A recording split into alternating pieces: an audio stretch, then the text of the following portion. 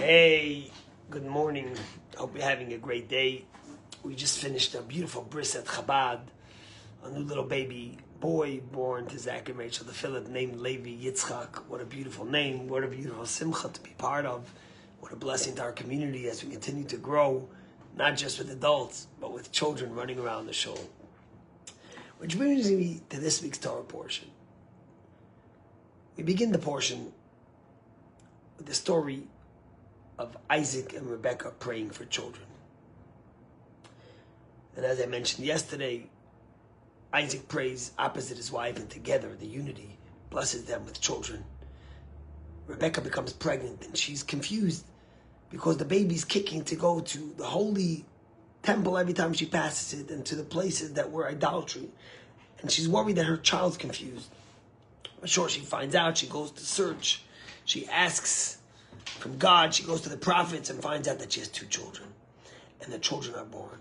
And we read the rivalry of Esau and Jacob. And the Torah tells us right at the beginning that the Yitzchak ahavet Esau. Yitzchak loved Esau more. Why? Ki tzayid b'fiv. Because there was entrapment in his mouth. What does it mean? So Rashi immediately says that Esau was able to fool Jacob. He had words in his mouth. He trapped and fooled his father by his tongue. He came to his father and he said, "Tell me,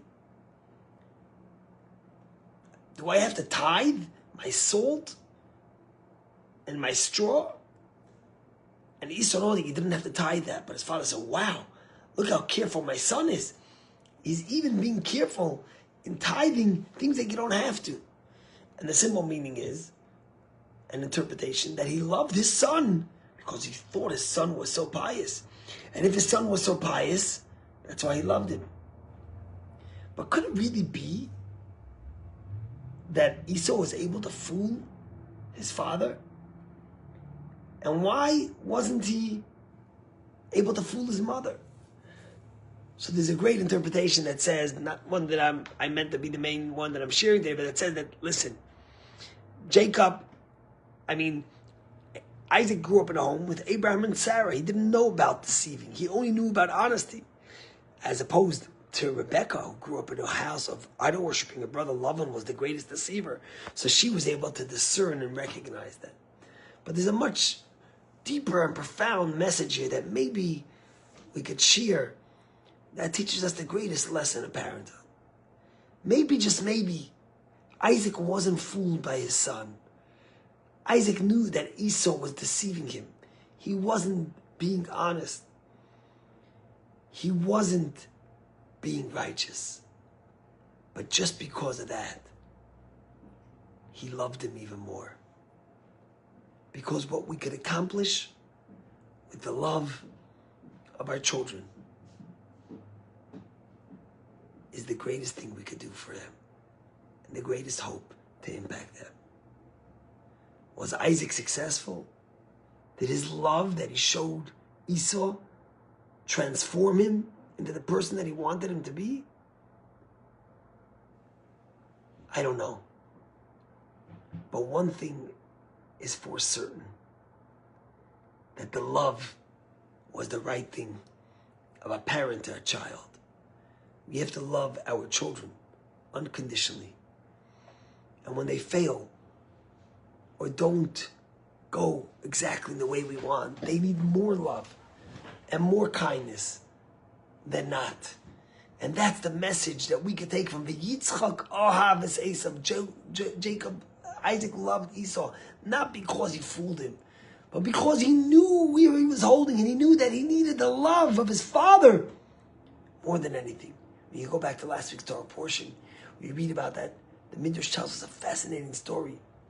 Even after Ishmael was thrown out of his father's home, his father came searching for him twice, looking to show him the love.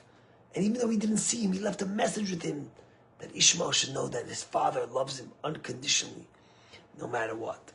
You know, when Gurney and I came to Chestnut Hill, one of the things we told ourselves was we knew that God's willing, Bezrat Hashem, Communal life can be busy and a lot going on.